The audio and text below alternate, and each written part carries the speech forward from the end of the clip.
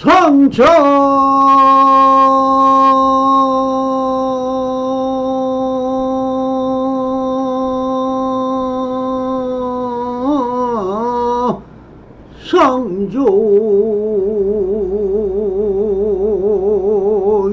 성조이면 찾아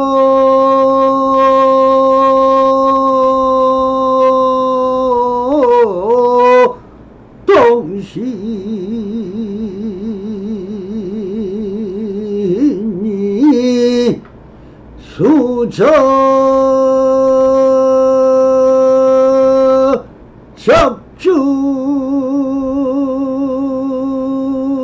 적주하면 일체가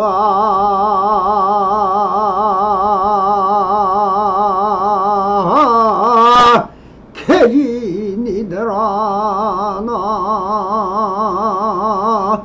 나모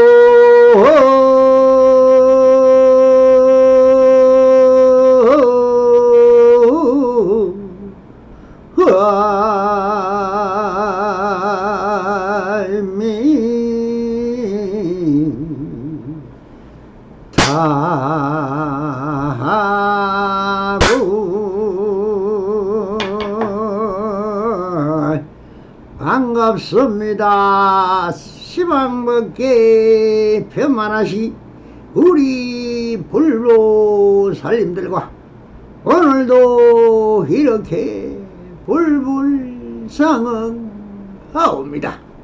평상신 또입니다. 언제나 안심인명하셔서 본불본락하옵소서. 바라니. 자, 오늘도 조사선 오가오로 법안노 거략 제6편 어느 등에 불이 켜졌습니까는 주제로 우리 불보살님들과 함께 이 간단한 선문답 하나를 가지고 그 안에 숨어있는 현지를 한번 쳐다보도록 하겠습니다. 어떤 스님이 한 스님에게 물었다.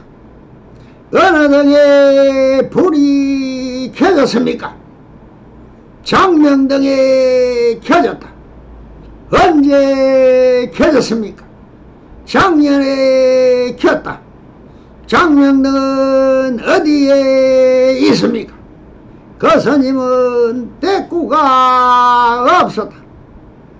장명 스님께서 대신 말씀하셨다. 이런 일이 없었다면 그대가 남에게 속지 않는 줄 알았을 텐데 스님께서는 달리 말씀하셨다. 영리한 사람이군. 자, 본문을 다시 한번 분석해 보도록 하겠습니다. 어떤 스님이 한 스님께 물었다. 어느 등에 불이 켜졌습니까? 이 법거량이 이루어지고 있는 곳은 바로 법안선사가 주하는 사찰이다. 사찰에는 사부대중이 항상 주하고 있으며 각자의 소임이 있고 그 직분과 직책이 있어 보이지 않는 자기적 판단과 율법과 사찰의 제규율에 의하여 운영이 되고 있다. 여기서 어떤 사람이라고 하는 것은 사부대중 중에서 남자 신도인 우바이 아니면 여자 신도인 우바세일 것입니다. 사찰에 오는 신도들도 나름의 법을 배우고 익히며 참여하고 자기적 소구소망을 구하기 위하여 옵니다. 여기는 사부대중이 함께하는 법석이었을 것입니다. 그러니 어떤 스님이 한 스님에게 물었다고 기록되어 있다. 어느 등에 불이 켜졌습니까? 라고 물었다는 것은 등이란 불을 밝히는 것이 칭하지만 스님들이 수행을 하는 것을 마음을 밝힌다고 하고 법을 밝힌다고 하고 무명을 밝힌다고 합니다. 석종께서는 법명등에 의하여 자명등을 밝혀라 라고 하셨습니다. 법명등은 법을 알게 아는 것을 말하고 자명등은 자기의 자성을 밝히라는 뜻입니다. 그래서 마음을 밝히라는 말은 많이 들었는데 마음을 어떻게 밝힐까 하는 인물이 있는 거사나 보살이 한 스님에게 물었을 것입니다. 어느 등에 불이 켜졌습니까? 라고 물은 것은 스님은 마음의 불을 밝혔습니까? 아니면 법명등에 불이 켜졌습니까? 아니면 자명등에 불이 켜졌습니까? 라고 물은 것이 됩니다. 그러니 한 스님이 답하기를 이렇게 말을 하십니다. 장명등을 켜졌다 라고 하였습니다. 자, 장명등이란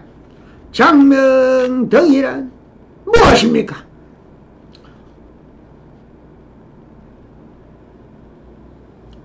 밝음이 오래간다는 등이라고 해석을 해야 할까요? 물론 이 장명등이란 말은 영원히 꺼지지 않는 등불이란 뜻으로 옛날에 제 영산 당시에 힘들고 어렵게 사는 한 노파가 있었는데 부처님이 오신다는 소문을 듣고는 부처님 앞에 등불 하나도 켜기를 소란하여 시장을 두루다니며 싱겁게 기름을 구하여 부처님의 영산 해상에 불을 밝힌 데서 유래되었습니다. 부처님의 시자들이 밤이 깊어 모든 등불을 꺼려고 등불들을 꺼서나 이 노파가 밝힌 등불은 꺼지지를 않았습니다. 그때 부처님이 시자를 향하여 그 등은 어떤 신통으로도 그 불을 끌 수가 없을 것이다. 그 등은 한 착한 노파의 일심등을 밝힌 것이니 이 마음의 등불은 영원토록 꺼지지를 않을 것이다라고 하신 일심등입니다. 이 일심등이란 마음을 밝힌 자성등이요 자명등인 것입니다. 이것을 연유하여 한 스님은 그렇게 장명등이라고 했을 것 같습니다. 즉 마음의 등불을 켰다라고 대답한 것을 보아야 할 것입니다. 그러나 질문을 한 어떤 사람은 그렇구나, 그러면 이 스님이 마음을 밝히는 일심등의 불을 밝혔다니 또 이렇게 질문을 합니다. 언제 켰습니까? 라고 물으니 작년에 켰다라고 대답을 하십니다. 저 어떤 한 사람이 한 스님에게 마음의 불을 밝히다니, 다시 말해서 깨달음을 얻었다니 언제 깨달음을 얻었습니까? 라고 물었고 한 스님은 작년에 깨달았다고 들었다고 해서야 할 것입니다. 그럼 그렇게 끝난 줄 알았는데 어떤 사람은 참 궁금한 것이 많은 사람인지 아니면 서당께 3년이면 풍어를 흐른다고 했으니 그래도 법에 대해 좀 들은 풍월이 있었는지 이렇게 다시 묻습니다. 장명덕은 어디에 있습니까? 라고 일과를 갑니다. 그 스님은 대꾸가 없었다.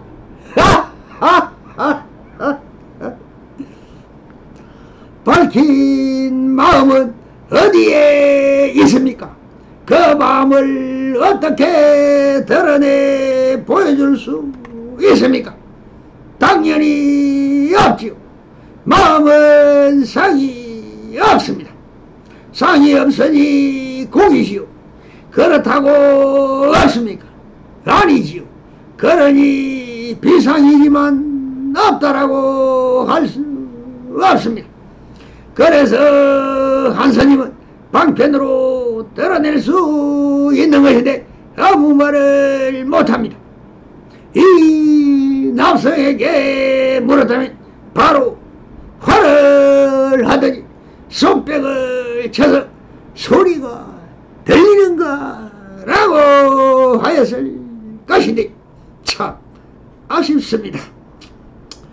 본래 면목을 길어시어 성기방편을 배워서 법안선사의 무파비를 더욱 익혀시기를 바랄 뿐 무엇라 하겠습니까?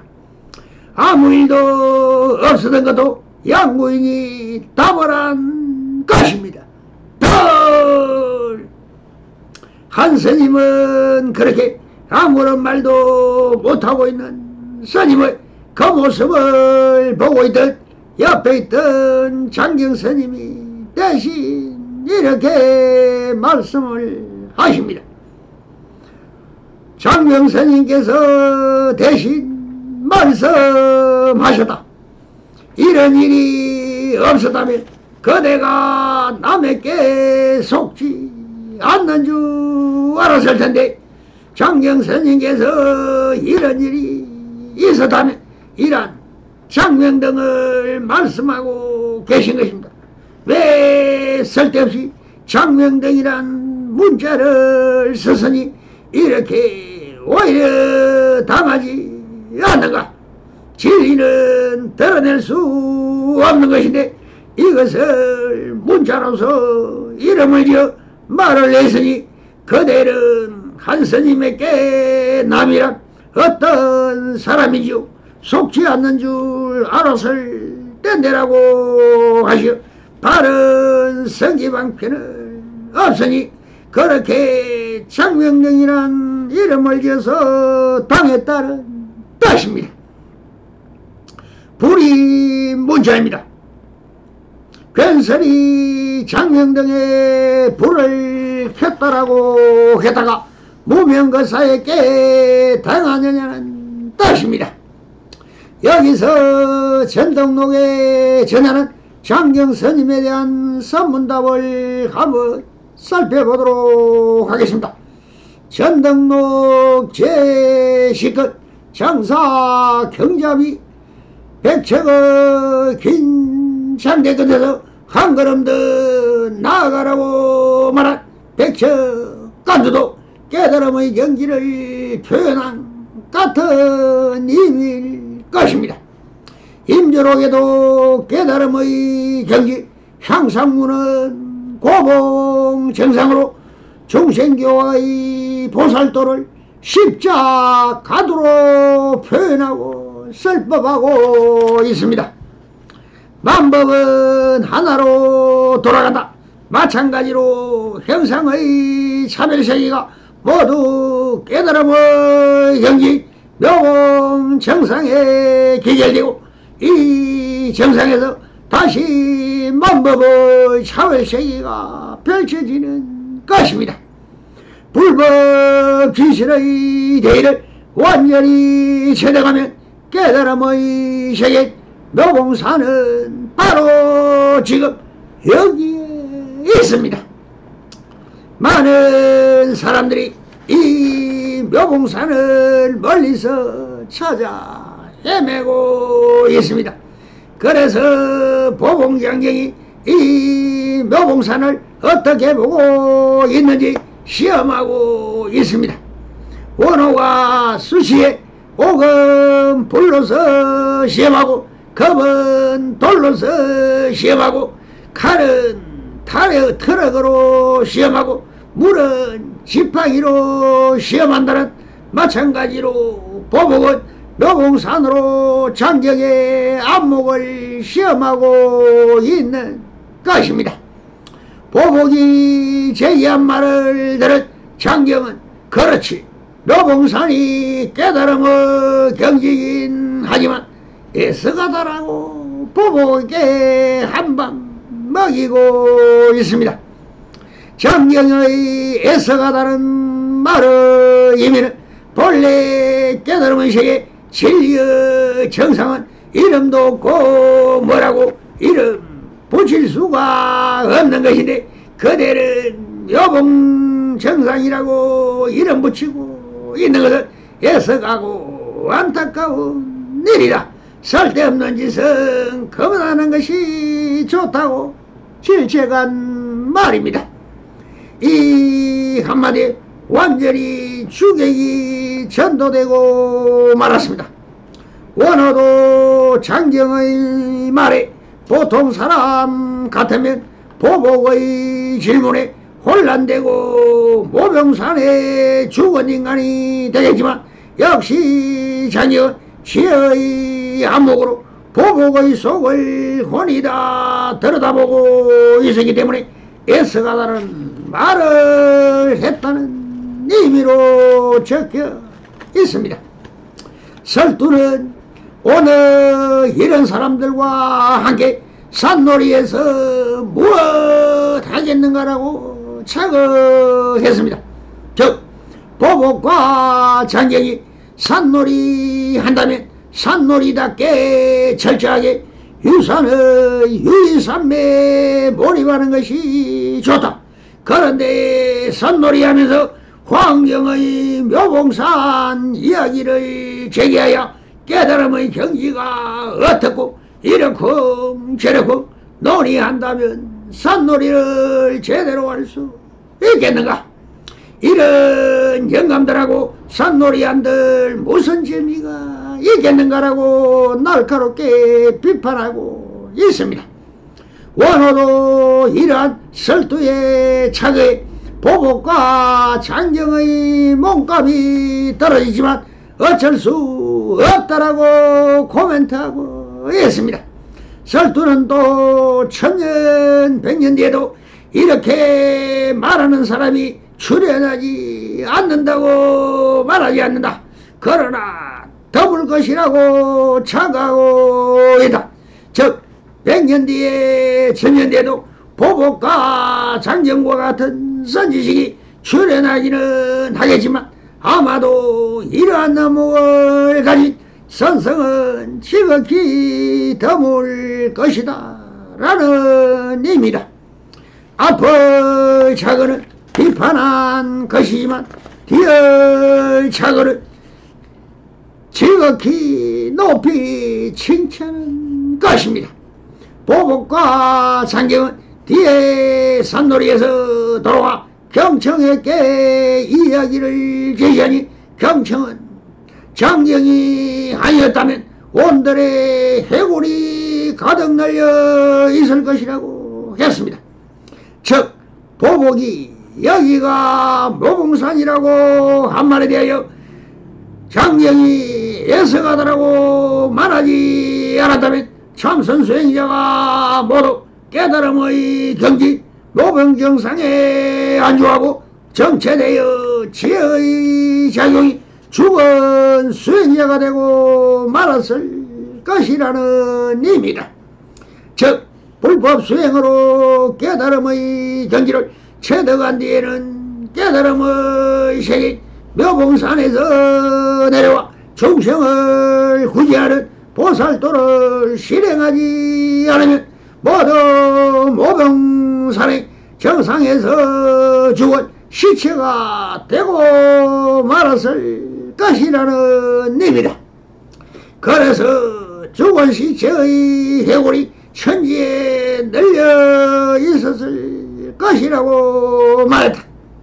그런데 경천이 해골이 널려 있다고 말한 것은 해골을 세계하야 무심의 경지에서 본래 면목의 지혜 자유 본지 풍광을 제시하고 있는 것입니다.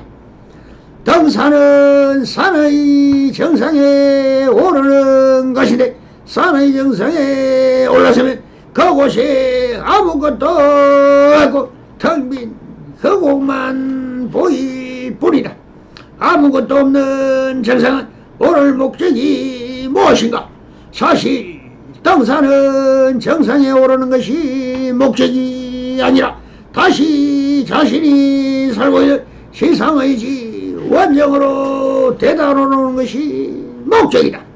중요한 것은 산의 정상에서 자신의 위대한 보살도의 삶을 실현할 수 없기 때문이다.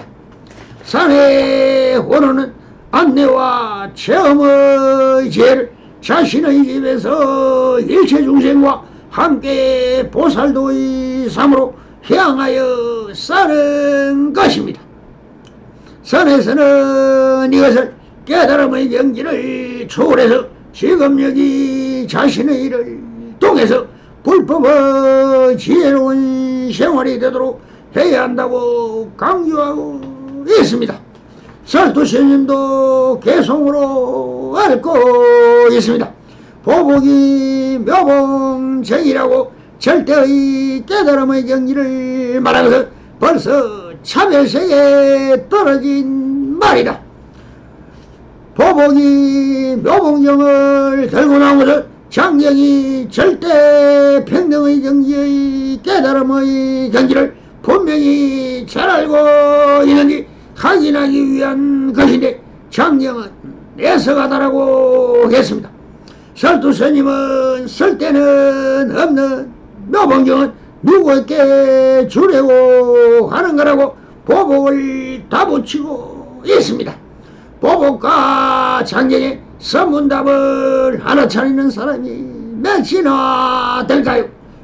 장경이 분명하게 말하지 않았다면 땅바닥에 해골이 절비하게 널려 있다는 사실을 아는 사람이 몇 명이나 될까? 그대는 라고 적혀있듯이 무엇이든 지금 여기를 떠나서는 다 사라진 옛이야기가 됩니다. 지금 여기로 다시 환원해서 바로 적응하는 것이 보살도이며 보살도가 바로 휴양하는 곳이라고 적고 있습니다. 그래서 이 장경스님의 말씀을 듣고 계시던 법안스님께서는 이렇게 말씀하십니다. 스님께서는 달리 말씀하셨다. 영리한 사람이군. 즉 어떤 사람이오 하지만 그 어떤 사람은 한 스님에게 법그량을 한 것을 보면 이미 한 소식한 사람이라고 보아야 한다고 인정하고 계신 것입니다. 즉 영리한 사람이군이라고 하신 것이 증명하고 있는 것입니다. 쌍불이년 맺어소서 바랍니다. 감사합니다.